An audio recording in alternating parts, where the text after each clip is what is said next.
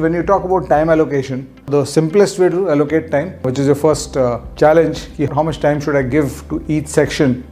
जब ये point तुम सोच रहे हो और तुम इसका strategy define करने की कोशिश कर रहे हो, तो एक simplest रास्ता इसका ये है कि तुम्हारे पास जो questions हैं उसको 2.2 से multiply कर दो.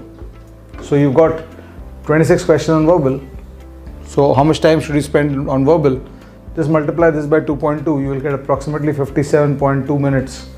So you can think of 57 minutes on verbal. 21 into 2.2 decision making, which is around 46 minutes on decision making. And quants की जब बात कर रहे हो, quants plus DI, this is a section which is together in this exam. So quants DI section, so 28 into 2.2 will give you around 61-62 minutes. So this is the simplest way to break up the time. But ये breakup is recommended for somebody who is equally good at scoring in each of the three areas.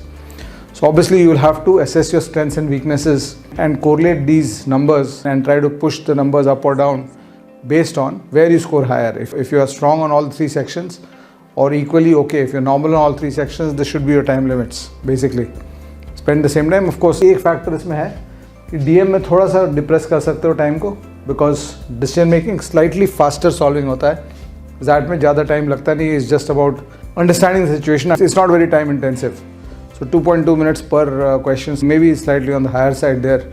So you can actually wind up solving all the 21 DM questions, and the target should be that you do all the 21 DM questions. DM questions are slightly easier and quite scoring. The section is quite scoring in the XAT. अगर last 3-4 साल का evidence देखोगे, तो you will see that DM section is slightly more scoring. So maybe you can depress the time of DM by around 5 minutes, and that 5 minutes then you can start allocating to the other areas.